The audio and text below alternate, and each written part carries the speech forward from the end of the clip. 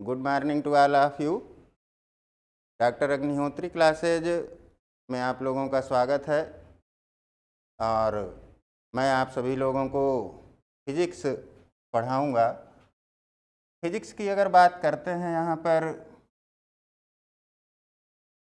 तो आपके सिलेबस में इसके 3 थ्योरी पेपर पढ़ने हैं, जिसमें पहला होगा आपका paper first mechanics and theory of special relativity. ये आपका फर्स्ट पेपर होगा।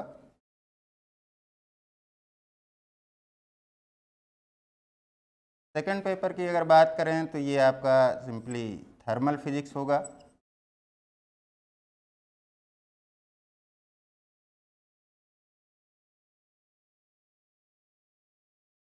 एंड थर्ड पेपर की बात करें, ये आपका होगा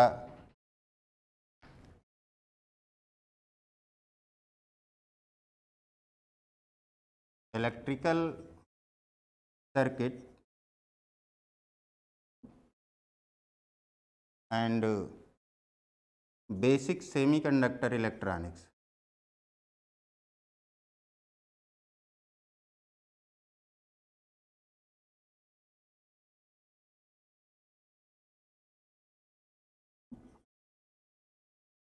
ये 3 थ्योरी के पेपर आपको पढ़ने होंगे फिजिक्स में।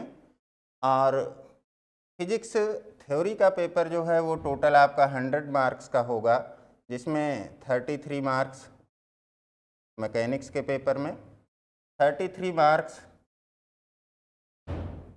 थर्मल फिजिक्स के पेपर में, और third paper electrical circuit and basic semiconductor electronic के केस में 34 मार्क्स।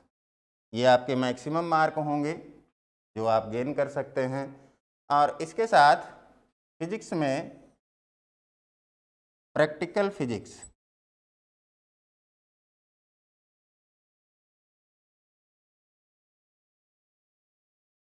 जो कि 50 मार्क्स का होगा, ये साथ में रहेगा। मतलब कि अगर टोटल फिजिक्स के पेपर की बात करते हैं तो ये मैक्सिमम मार्क्स 150 के साथ आपके होगा। यहाँ पर अगर हम बात करें तो हम आपको फिजिक्स के third paper electrical circuit and basic semiconductor electronics के पहले लेक्चर की चर्चा करेंगे और देखेंगे कि इसमें आपको बेसिकली क्या क्या चीज़ें पूरे सेशन में पढ़नी होंगी, पूरे ईयर में आपको पढ़नी होंगी। तो आइए देखते हैं हम फिजिक्स के third paper electrical circuit and basic semiconductor electronics को, और जानते हैं कि इसमें क्या आपको पढ़ना है सबसे पहले, और थोड़ी सी फिर चर्चा करते हैं कि कैसे हम टॉपिक को लेकर आगे बढ़ेंगे।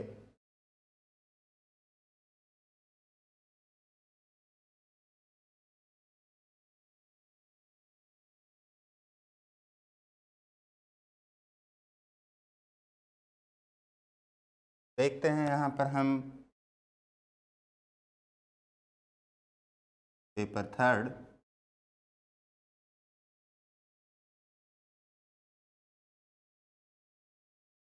Electrical circuits and basic semiconductor electronics.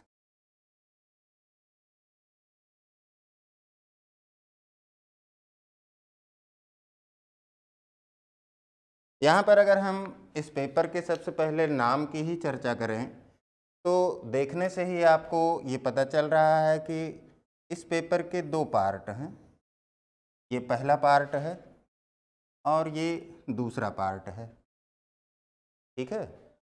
पहले पार्ट और दूसरे पार्ट से एग्ज़ाम में पूछे जाने वाले क्वेश्चंस का जो परसेंटेज है वो लगभग बराबर बना रहता है। 50-50% दोनों पार्ट से क्वेश्चन पूछे जाते हैं।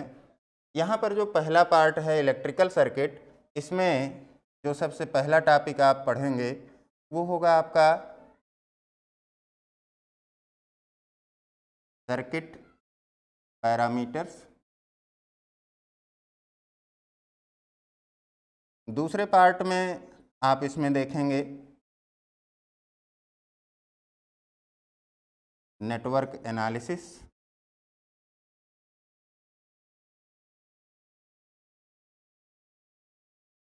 थर्ड टॉपिक या पार्ट जो इसमें आएगा वो होगा आपका transient analysis.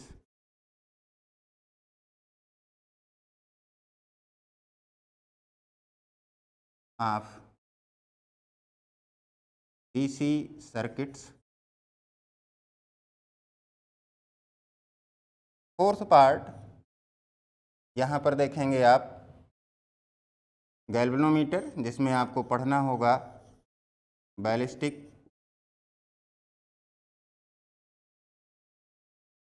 Galvanometer, basically important topic होगा। और फिफ्थ पार्ट जो होगा या फिफ्थ चैप्टर कह लें, ये होगा आपका अल्टरनेटिंग करंट का।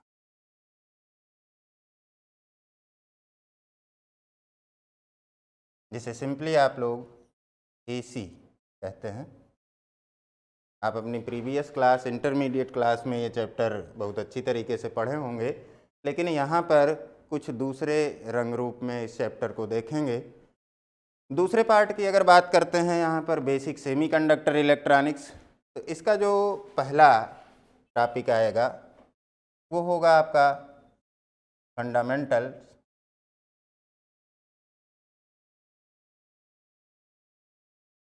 Of semiconductors.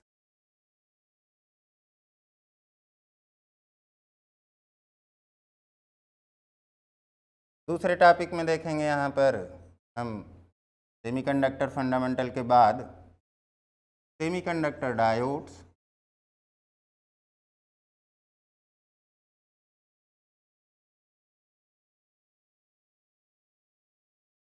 Third topic diode पढ़ने के बाद इससे रिलेटेड कुछ एप्लीकेशन, जिसमें आप देखेंगे यहाँ पर rectifiers and filters. Fourth topic जो यहाँ पर होगा वो होगा आपका ट्रांजिस्टर, जिसे बेसिकली यहाँ पर हम देखेंगे बाईपोलर जंक्शन ट्रांजिस्टर के रूप में।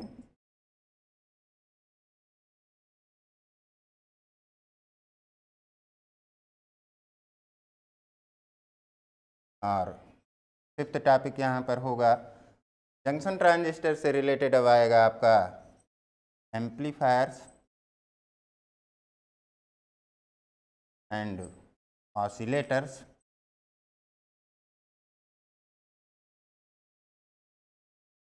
इसके बाद इसमें एक नया टॉपिक इंट्रोड्यूस होगा सिक्स टॉपिक में,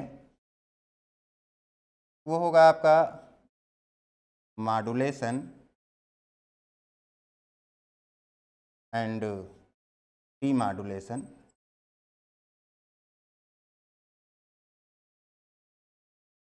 और लास्ट टॉपिक जो होगा 7 नंबर टॉपिक सेकंड पार्ट का, वो होगा आपका सिंपली CRO।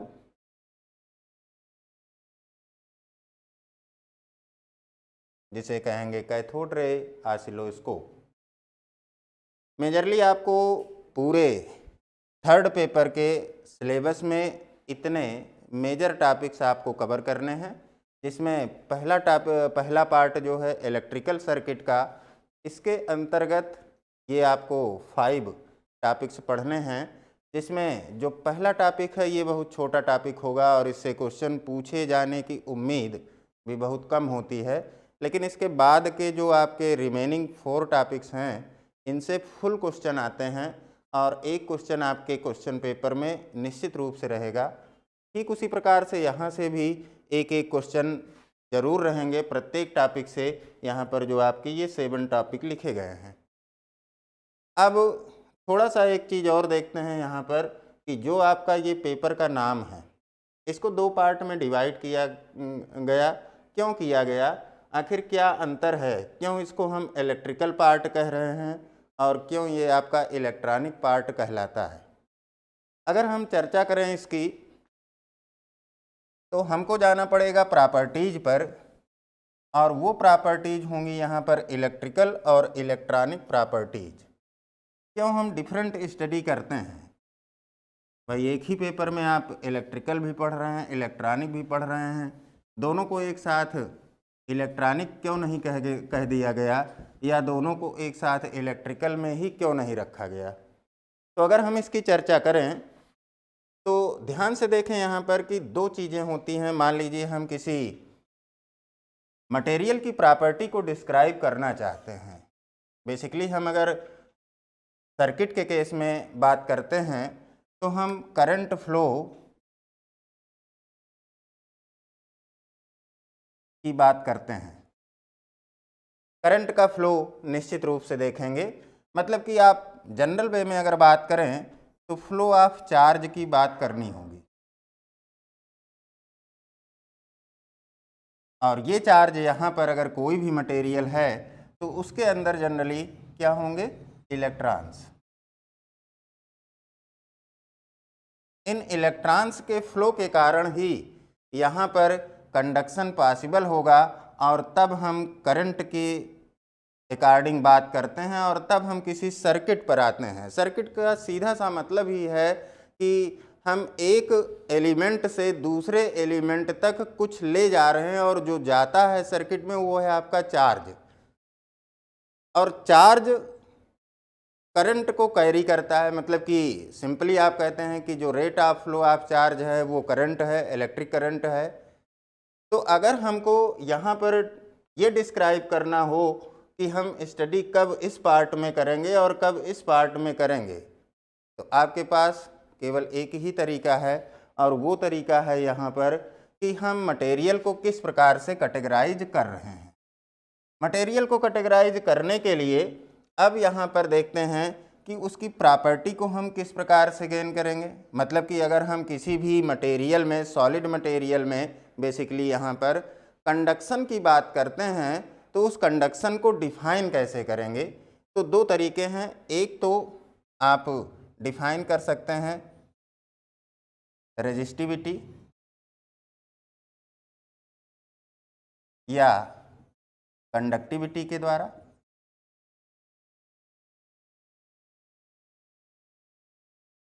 पहला तो ये तरीका होगा, और दूसरा तरीका ये है कि आप किसी भी मटेरियल की प्रॉपर्टी को डिफाइन करने के लिए कि वो मटेरियल किस प्रकार का है, बेसिकली सॉलिड मटेरियल किस प्रकार का है, उसके एनर्जी बैंड को डिस्क्राइब कर दें। मतलब ये हुआ कि अगर हम किसी मटेरियल को कैटेगराइज करना चाहते हैं, क्लासिफाइड करना चाहते हैं, तो दो प्रकार से उसकी स्टडी की जा सकती है। एक तो उसकी रेजिस्टिविटी या कंडक्टिविटी को हम बताकर स्टडी कर सकते हैं, और दूसरा है कि उसमें एनर्जी बैंड्स किस प्रकार से हैं, या फॉरबिडन एनर्जी गैप क्या है एनर्जी बैंड्स के बीच में, उसको बताकर हम ये डिस्क्राइब कर सकते हैं कि वो मटेरियल किस श्रेणी में आएगा और सॉलिड में वो किस कैटेगरी में रखा जाएगा। तो जब हम इलेक्ट्रिकल रेजिस्टिविटी या कंडक्टिविटी के अकॉर्डिंग स्टडी करते हैं, तब जिस ब्रांच में स्टडी करते हैं या जिस पार्ट में हम होते हैं वो इलेक्ट्रिकल पार्ट कहलाता है। और चूंकि इलेक्ट्रिकल सर्किट का जो ये पार्ट रखा गया, इसके अंतर्गत हम कुछ इसी प्रकार की ही चर्चा करेंगे, जिसमें बेसिकली हम ओम्स लॉ और बाकी की चीज़ें यूज करते रहेंगे, और ज़्यादातर हम उसके कंडक्टिविटी, रेजिस्टिविटी या जनरल वे में कह सकें तो रेजिस्टेंस की चर्चा करेंगे। इस कारण से इस पार्ट में जो भी स्टडी होगी वो इलेक्ट्रिकल प्रॉपर्टी के अंतर्गत होगी, और इस कारण से इसको इलेक्ट्रिकल सर्किट का पार्ट कहा गया। इसी प्रकार से जैसे हम यहाँ पर आते हैं सेमीकंडक्टर इलेक्ट्रॉनिक्स, इलेक्ट्रॉनिक्स वर्ड आया, मतलब कि अब हमको इलेक्ट्रॉनिक प्रॉपर्टी की स्टडी करनी है। तो जाहिर सी बात है कि अब यहाँ पर हम जब किसी मटेरियल को कैटेगराइज करेंगे या उसकी स्टडी करेंगे, उसको डिस्क्राइब करेंगे, तो बेसिकली हम एनर्जी बैंड स्ट्रक्चर्स के अकॉर्डिंग ही स्टडी करेंगे। मतलब कि अगर किसी सॉलिड को हम क्लासिफाइड करते हैं कि वो आपका कंडक्टर है, इंसुलेटर है या सेमीकंडक्टर है, तब उसके क्लासिफिकेशन के दौरान हम एनर्जी बैंड्स को देखेंगे। और अगर एनर्जी बैंड्स के अकॉर्डिंग क्लासिफिकेशन कर रहे हैं, तब उस कंडीशन में हम जो स्टडी करते हैं वो इलेक्ट्रॉनिक ब्रांच में आती है। जनरल वे में या जनरल वर्ड्स में हम कह सकते हैं कि इलेक्ट्रिकल और इलेक्ट्रॉनिक प्रॉपर्टीज में बेसिकली इतना ही अंतर होगा कि जब हमारी स्टडी फोकस हो इलेक्ट्रिकल रेजिस्टिविटी या कंडक्टिविटी के अकॉर्डिंग, तब हमारी जो स्टडी है वो इलेक्ट्रिकल ब्रांच में होगी। और अगर हमारी स्टडी फोकस है एनर्जी बैंड्स स्कीम के अकॉर्डिंग, तब उस कंडीशन में जो स्टडी है वो इलेक्ट्रॉनिक ब्रांच में होगी। और यही अंतर यहाँ पर बना रहेगा। तो सबसे पहले हम यहाँ पर शुरुआत करेंगे इस सेकंड पार्ट की, थोड़ा सा ज़्यादा इंटरेस्टिंग है। और second part basic semiconductor electronics में हम सबसे पहले टॉपिक फंडामेंटल ऑफ सेमीकंडक्टर्स को लेकर चलेंगे। लेकिन उसकी शुरुआत में ही हम सॉलिड के क्लासिफिकेशन को दोनों के अकॉर्डिंग देखेंगे। दोनों के अकॉर्डिंग मतलब रेजिस्टिविटी और कंडक्टिविटी के अकॉर्डिंग भी देखेंगे और एनर्जी बैंड्स के अकॉर्डिंग भी देख लेंगे कि किस प्रकार से हम सॉलिड को क्लासिफाइड करते हैं। तो आइए देखते हैं सेकंड पार्ट में पहला टॉपिक।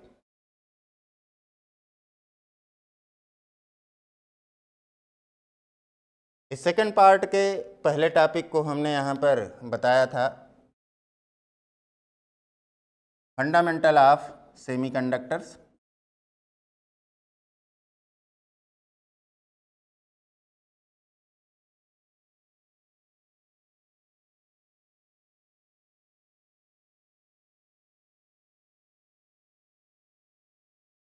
फंडामेंटल ऑफ सेमीकंडक्टर्स में जो सबसे पहले हम देखेंगे वो यही देखेंगे कि क्लासिफिकेशन कैसे होगा। तो यहाँ पर देखेंगे क्लासिफिकेशन ऑफ सॉलिड्स। और क्लासिफिकेशन ऑफ सॉलिड्स के केस में सबसे पहले हम थोड़ा सा इंट्रोड्यूस हो लेते हैं इलेक्ट्रिकल प्रॉपर्टीज से, मतलब कि हम इनको इलेक्ट्रिकली कैटेगराइज कर लें। कहने का मतलब ये हुआ कि इलेक्ट्रिकल रेजिस्टिविटी या कंडक्टिविटी के अकॉर्डिंग पहले हम इनको क्लासिफाइड कर लें। उसके बाद फिर क्योंकि हमको इलेक्ट्रॉनिक ब्रांच के अंतर्गत चलना है, इसलिए हम उनका क्लासिफिकेशन फिर से देखेंगे एनर्जी बैंड के अकॉर्डिंग, और तब जाकर हम प्योरली इलेक्ट्रॉनिक ब्रांच में स्टडी करेंगे और तब फिर उसके बाद फंडामेंटल ऑफ सेमीकंडक्टर की चर्चा करते हुए आगे बढ़ेंगे। तो आइए देखते हैं यहाँ पर क्लासिफिकेशन ऑफ सॉलिड। और यहाँ पर जो क्लासिफिकेशन है हम वो इलेक्ट्रिकल रेजिस्टिविटी या इलेक्ट्रिकल कंडक्टिविटी के अकॉर्डिंग करेंगे। तो अगर हम क्लासिफिकेशन ऑफ सॉलिड की बात करते हैं तो सिंपली कह सकते हैं कि सॉलिड्स में बी क्लासिफाइड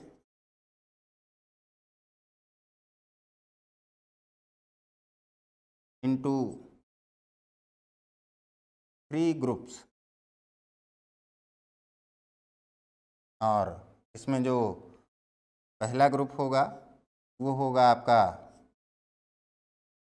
कंडक्टर्स का, कंडक्टर्स या इन्हीं को आप गुड कंडक्टर्स कह सकते हैं।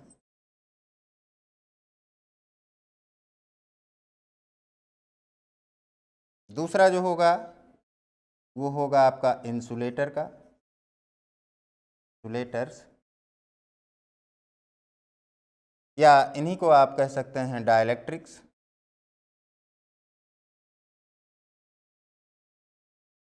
तीसरा जो सबसे मेजर होगा यहाँ पर जिसकी आपकी स्टडी करनी होगी वो है आपका सेमीकंडक्टर्स। इन तीनों की चर्चा करेंगे, लेकिन अभी हमारा जो डिस्क्रिप्शन होगा वो इलेक्ट्रिकल कंडक्टिविटी या रेजिस्टिविटी के अकॉर्डिंग ही होगा और उसके बाद फिर हम आगे की चर्चा करेंगे।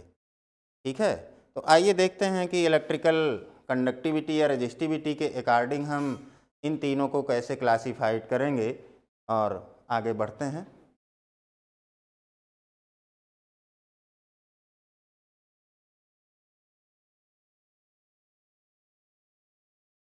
तो सबसे पहले यहाँ पर देख लेते हैं हम कंडक्टर्स।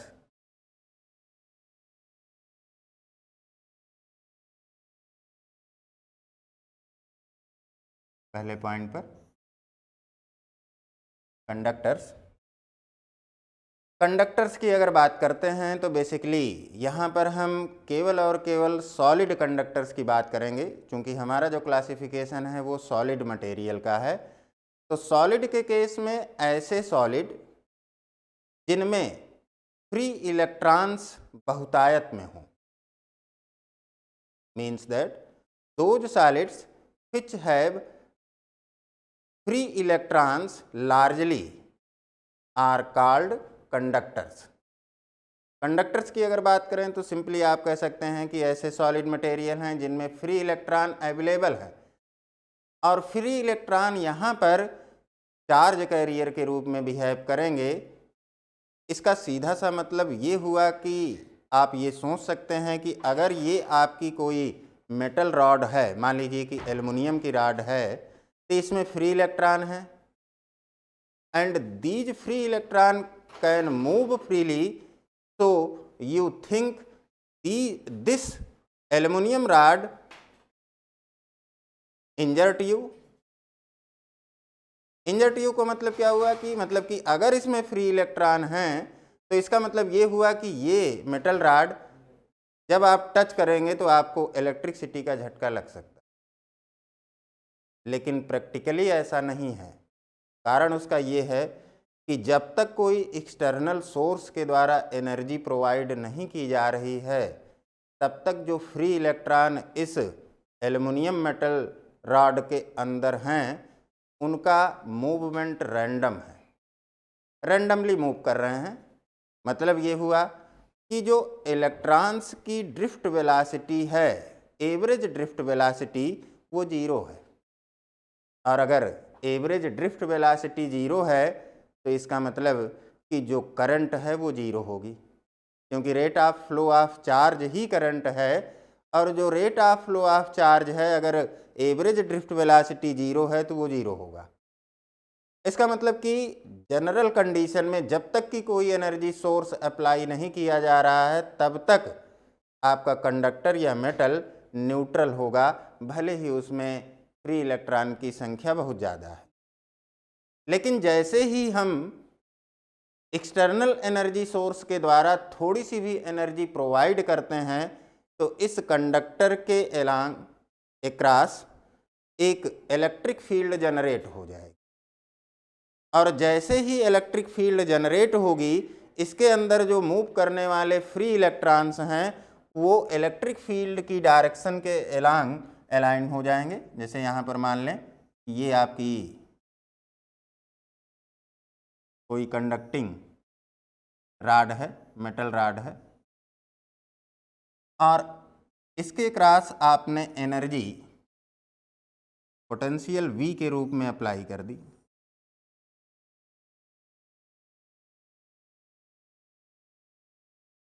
यहाँ पर जो भी फ्री इलेक्ट्रॉन्स हैं जो कि मूव कर सकते हैं, ये फ्री इलेक्ट्रॉन जैसे ही आपने एक्सटर्नल एनर्जी अप्लाई की पोटेंशियल V के फॉर्म में, इस पोटेंशियल V के कारण अब यहाँ पर एक इलेक्ट्रिक फील्ड, जिसे आप कह सकते हैं E, प्लस से माइनस की डायरेक्शन में जनरेट हो जाएगी। इलेक्ट्रॉन आपके नेगेटिवली चार्ज पार्टिकल हैं और ये इलेक्ट्रिक फील्ड की अपोजिट डायरेक्शन में तुरंत अलाइन हो जाए, मतलब कि इलेक्ट्रॉन का मूवमेंट इस डायरेक्शन में स्टार्ट हो जाएगा।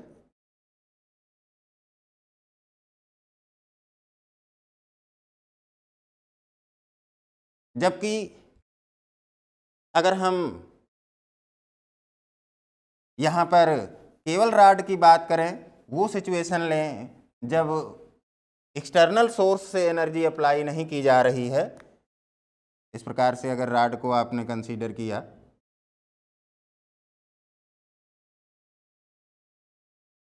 तो यहाँ पर जो भी इलेक्ट्रॉन हैं वो फ्री हैं अब भी मूव करने के लिए, लेकिन जो इलेक्ट्रॉन हैं इनका मूवमेंट रैंडम है। कोई इलेक्ट्रॉन इधर मूव कर रहा है, कोई इधर, कोई इस डायरेक्शन में है, कोई इस डायरेक्शन में है, रैंडम मूवमेंट है।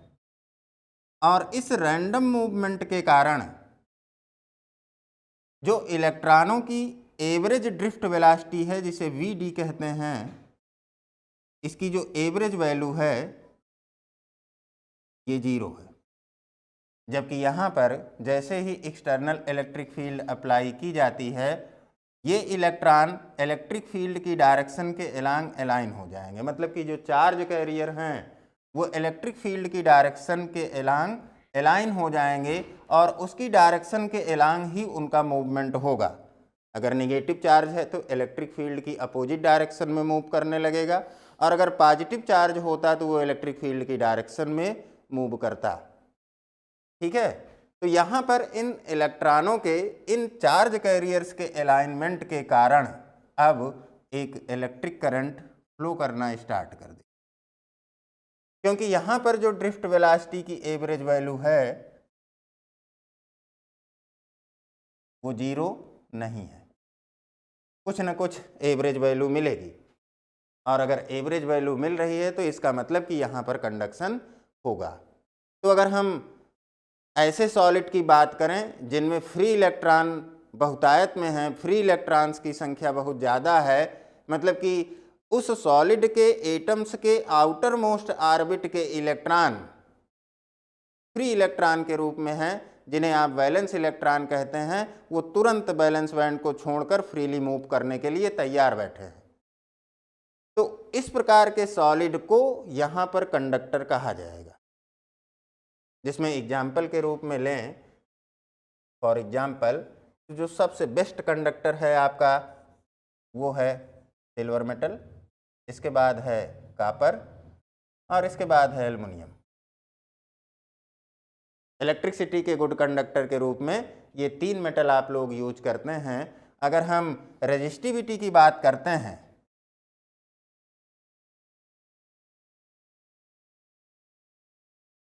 जिसे सिंपली ग्रीक लेटर रो से रिप्रेजेंट करेंगे, तो कंडक्टर के केस में जो इसकी टिपिकल वैल्यू है वो 10⁻⁻8 ओम मीटर के आर्डर की होती है। मतलब कि इनकी कंडक्टिविटी बहुत ज़्यादा है। अगर कंडक्टिविटी की बात करें तो जो कंडक्टिविटी है, जिसे आप ग्रीक लेटर सिग्मा से रिप्रेजेंट करेंगे, ये जस्ट इनवर्स है रेजिस्टिविटी का, सिग्मा इक्वल टू 1/ρ। मतलब ये हुआ कि अगर रेजिस्टिविटी की बात करते हैं या रेजिस्टिविटी और कंडक्टिविटी के अकॉर्डिंग हम सॉलिड्स को कैटेगराइज करते हैं, तो ऐसे सॉलिड जिनकी रेजिस्टिविटी बहुत लो है या कंडक्टिविटी बहुत ज़्यादा है, उनको हम कंडक्टर्स कहेंगे, उनको हम जनरली मेटल्स कहते हैं। और मेटल जो हैं वो गुड कंडक्टर्स होते हैं। ये रेजिस्टिविटी के अकॉर्डिंग पहला क्लासिफिकेशन होगा कंडक्टर्स का। और अब हम आते हैं दूसरे पॉइंट पर, दूसरे क्लासिफिकेशन पर, और ये दूसरा होगा आपका इंसुलेटर।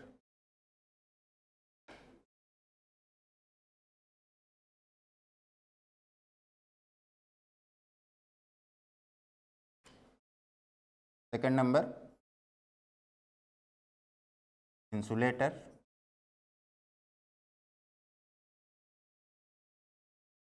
सिंपली आप कह सकते हैं, डिफाइन कर सकते हैं, कंडक्टिविटी या रेजिस्टिविटी के अकॉर्डिंग अगर आप डिफाइन करते हैं तो those solids which has no free electrons and whose resistivity is very large are called insulators। ऐसे सॉलिड जिनमें फ्री इलेक्ट्रॉन नहीं है और जिनकी रेजिस्टिविटी बहुत ज़्यादा है, रेजिस्टिविटी बहुत ज़्यादा है तो जाहिर सी बात है कि कंडक्टिविटी बहुत कम होगी, ऐसे सॉलिड को इंसुलेटर कहते हैं। अगर हम इंसुलेटर की चर्चा करते हैं तो रेजिस्टिविटी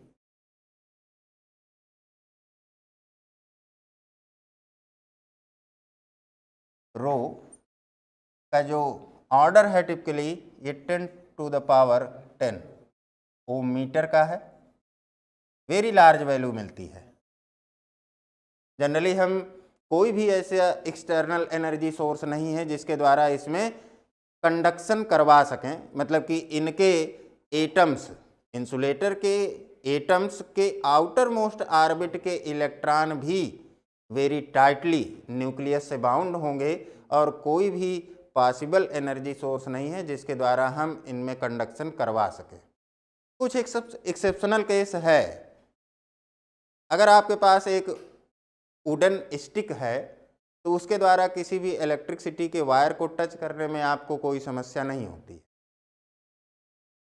वहीं पर अगर आपके पास एक एल्युमिनियम की स्टिक है और एक कार्बन की स्टिक है, कार्बन एक प्रकार का मटेरियल है, अगर एक स्टिक कार्बन की है और दूसरी एल्युमिनियम की है और हम कहें कि सामने जो इलेक्ट्रिसिटी का ओपन वायर है उसको टच करना है, तो आप एल्युमिनियम की स्टिक तो कतई चूज नहीं करेंगे अगर उसमें इलेक्ट्रिसिटी फ्लो कर रही है। लेकिन अगर कार्बन की स्टिक की बात करें तब आपको विचार करना होगा कि इससे टच करें या ना करें, क्योंकि कार्बन के बारे में आपको पता नहीं है कि वो क्या है, मतलब कि वो इलेक्ट्रिसिटी का कंडक्शन करेगा या नहीं करेगा। अगर आपको एग्जैक्टली पता हो कि ये कार्बन का जो फॉर्म है वो इलेक्ट्रिसिटी को कंडक्ट कर देगा या नहीं कर देगा, तब आप उसके द्वारा उस इलेक्ट्रिसिटी के वायर को छूने की हिम्मत रखते हैं, अदरवाइज नहीं छू पाते। जैसे आपकी पेंसिल में लगा हुआ कार्बन, जिसे सिंपली ग्रेफाइट कहते हैं, उससे अगर आप टच करते हैं तो आपको इलेक्ट्रिसिटी का झटका लग सकता है, क्योंकि वहाँ पर कार्बन कुछ न कुछ इलेक्ट्रिसिटी को कंडक्ट कर सकता है, मतलब कि वहाँ पर कंडक्शन पॉसिबल है। लेकिन वहीं पर कार्बन, मान लीजिए कि लकड़ी को जलाने पर प्राप्त हुआ कोयला है और उस कोयले की एक स्टिक है, वो भी एक कार्बन का फॉर्म है, तो उस कार्बन की स्टिक से आप उस वायर को टच कर सकते हैं, वहाँ पर आपको इलेक्ट्रिसिटी का झटका नहीं लगेगा। कहने का मतलब ये हुआ कि कुछ मटेरियल या कुछ सॉलिड ऐसे भी आएंगे जिनमें कंडक्शन पॉसिबल है और पॉसिबल नहीं भी है। कहने का मतलब कि कंडक्टर और इंसुलेटर दोनों के इंटरमीडिएट प्रॉपर्टी को वो रखते हैं, और ऐसे ही सॉलिड को हम यहाँ पर सेमीकंडक्टर के अंतर्गत पढ़ेंगे। ठीक है, तो अगर हम इंसुलेटर की बात करते हैं तो यहाँ पर जो रेजिस्टिविटी है वो वेरी लार्ज है, और अगर प्योर इंसुलेटर की बात करते हैं, बेसिकली ध्यान रखिएगा कि यहाँ पर इंसुलेशन वर्ड, जिसे आप सिंपली हिंदी में कुचालक कहते हैं, वो वर्ड इलेक्ट्रिसिटी के रेफरेंस में यूज हो रहा है, इलेक्ट्रिकल कंडक्टिविटी के रेफरेंस में यूज हो रहा है, क्योंकि कंडक्टिविटी दूसरी भी हो सकती है और वो है आपकी थर्मल कंडक्टिविटी। हम रिलेट करते हैं आगे दोनों को कंडक्टर के केस में, क्योंकि एक एग्जांपल आपको दे दें कि मान लीजिए आपके पास ग्लास की एक राड है, ठीक है, ग्लास की राड है और उससे अगर किसी ओपन इलेक्ट्रिसिटी के वायर को टच करना है जिसमें इलेक्ट्रिसिटी फ्लो कर रही है तो आप टच कर लेंगे। लेकिन अगर उसी ग्लास राड को एक हम फायर फ्लेम में कहें कि आप 10 मिनट तक ऐसे पकड़े रहिए, एक ज्वाला, आग की ज्वाला जल रही है और उसमें उस ग्लास स्टिक को के एक सिरे को आपको गर्म करना है, तो 10 मिनट के बाद दूसरा सिरा हो सकता है आप ना पकड़ पाएँ। लेकिन अगर हम इलेक्ट्रिसिटी के वायर में टच कराने की बात करें तो आप उसको घंटों पकड़े रहें, दूसरे सिरे पर कोई प्रभाव नहीं पड़ेगा। इसका क्या मतलब हुआ? इसका सीधा सा मतलब हुआ कि उस ग्लास राड के थ्रू इलेक्ट्रिक करंट का फ्लो तो नहीं हो सकता, लेकिन हीट का फ्लो हो सकता है, और हीट का फ्लो होने के कारण दूसरा सिरा भी कुछ देर में गर्म हो जाएगा, जिसके कारण से आप उस राड को पकड़ नहीं सकते हैं। मतलब ये हुआ कि अगर कोई मेटल या कोई सॉलिड हीट का कंडक्शन कर सकता है तो आवश्यक नहीं है कि वो इलेक्ट्रिसिटी का भी कंडक्शन करे। लेकिन अगर वहीं पर आपकी एल्युमिनियम की राड है तो वो दोनों का कंडक्शन कर सकती है, मतलब कि एल्युमिनियम की राड के एक सिरे को अगर आप गर्म करते हैं तो दूसरा सिरा भी थोड़ी देर में गर्म हो जाएगा, हीट का कंडक्शन भी होगा। और अगर एल्युमिनियम की राड के एक सिरे को इलेक्ट्रिसिटी वायर पे टच कराते हैं तो दूसरे सिरे पर तुरंत आपको झटका लग सकता है।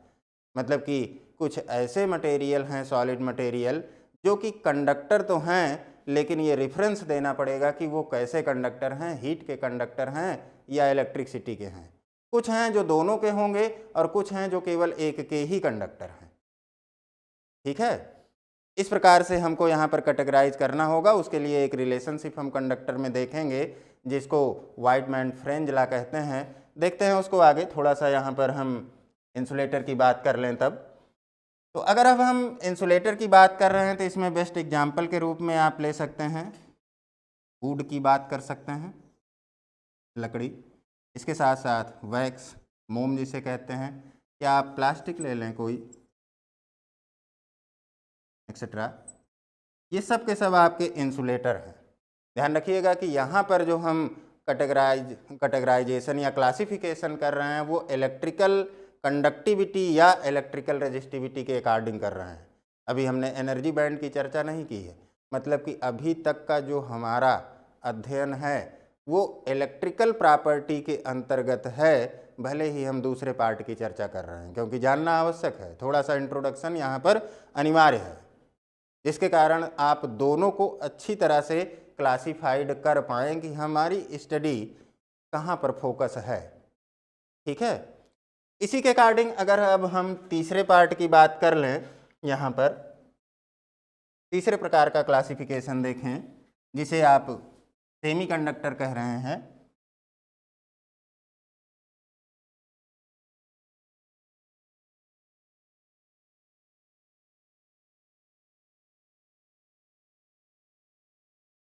सेमीकंडक्टर्स, तो सिंपली यहाँ पर अब आपको जो डिफिनीशन प्रोवाइड करनी, क्योंकि यहाँ पर इस पर आपका फोकस सबसे ज़्यादा रहेगा, क्योंकि आपको अपने इस पेपर में सेमीकंडक्टर की ही स्टडी सबसे ज़्यादा करनी है।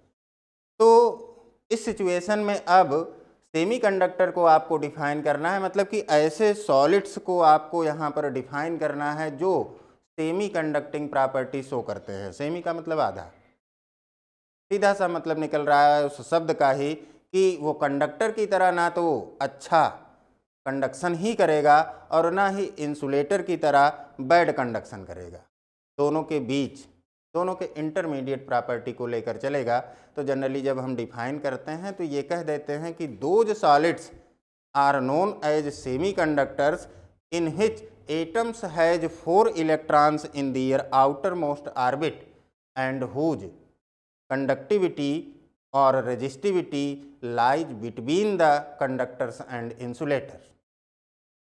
ठीक है, मतलब कि ऐसे सॉलिड्स की जनरली हम चर्चा करेंगे यहाँ पर आपके इस सिलेबस में जिनके एटम्स के आउटर मोस्ट ऑर्बिट में, मतलब कि जिनमें बैलेंस इलेक्ट्रॉन की संख्या 4 बनी रहेगी।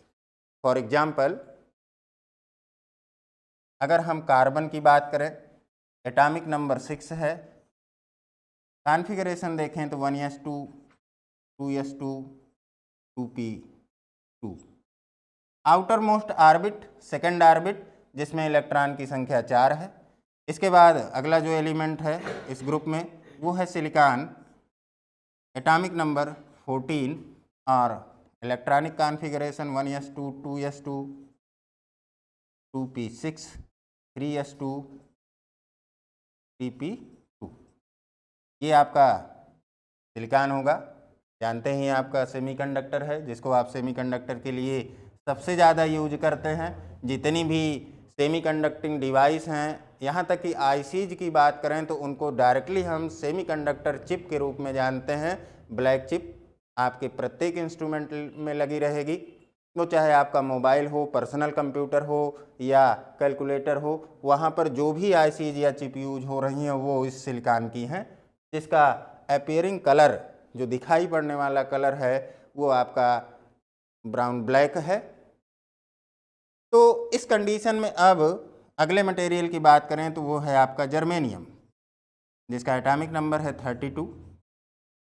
अगर हम इलेक्ट्रॉनिक कॉन्फ़िगरेशन करते हैं तो आगे करते हुए जो आउटर मोस्ट ऑर्बिट है वो 4th ऑर्बिट होगी और यहाँ पर लास्ट में 4s2 4p2, outer most orbit 4th orbit में 4 इलेक्ट्रॉन।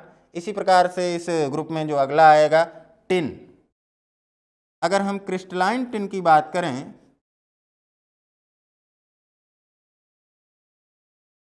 जिसे आप SN से रिप्रेजेंट करते हैं, एटॉमिक नंबर 50 होगा। तो इसके कॉन्फ़िगरेशन के अकॉर्डिंग आप देखेंगे कि जो लास्ट के 4 इलेक्ट्रॉन हैं, बैलेंस इलेक्ट्रॉन हैं, वो 5th ऑर्बिट में आएंगे, 5s2 5p2, और ये सभी के सभी मटेरियल यहाँ पर सेमी कंडक्टिंग प्रॉपर्टी शो करेंगे और सेमी कंडक्टर कहे जाते हैं। यहाँ पर अगर हम कार्बन और क्रिस्टलाइन टिन की बात करते हैं तो ये as a semiconductor generally use में नहीं आते हैं, लेकिन आप जानते हैं लोअर क्लासेस से आप पढ़ते चले आ रहे होंगे कि जो सिलिकॉन और जर्मेनियम है ये फ्रिक्वेंटली सेमी कंडक्टर के रूप में यूज होते हैं। और अगर हम सेमी कंडक्टर की बात करें तो सबसे ज़्यादा यूज होने वाला जो मटेरियल है, जो सॉलिड है मटेरियल है, वो आपका सिलिकॉन है, जो कि as a semiconductor frequently use होता है। जितनी भी आईसी चिप या ट्रांजिस्टर या डायोड की बात करेंगे जनरली वो सब सिलिकॉन के बनाए जाएंगे।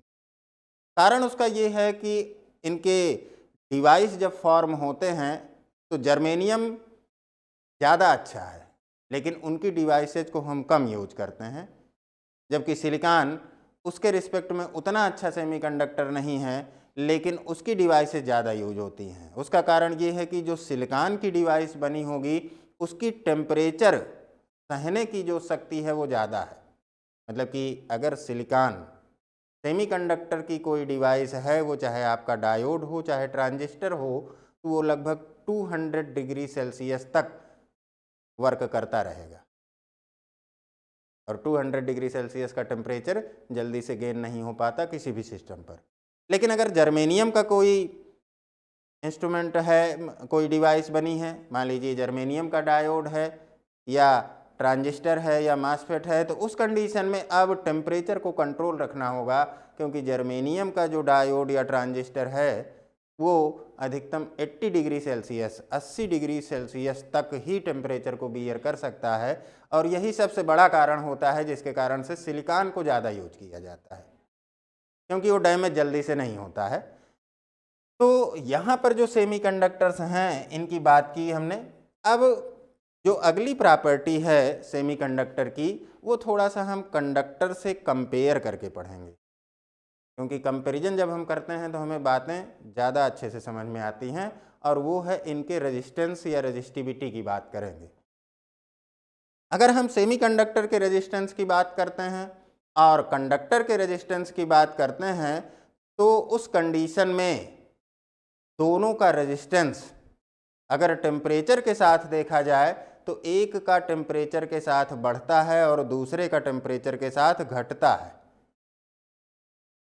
कंडक्टर की अगर बात करें तो कंडक्टर के केस में जो रेजिस्टेंस है वो जैसे जैसे हम टेम्परेचर बढ़ाएंगे बढ़ता जाता है, और सेमीकंडक्टर के केस में टेम्परेचर बढ़ने पर उसका रेजिस्टेंस घटता जाता है। इसी कारण से कहा जाता है कि सेमीकंडक्टर का जो टेम्परेचर कोफिशिएंट ऑफ रेजिस्टेंस है वो निगेटिव है, और जो कंडक्टर का टेम्परेचर कोफिशिएंट ऑफ रेजिस्टेंस है वो पॉजिटिव है। ठीक है, तो ठीक है, अब इस मेजर प्रॉपर्टी को हम डिस्कस करते हैं अपने नेक्स्ट लेक्चर में। आज के लिए इतना ही, थैंक यू।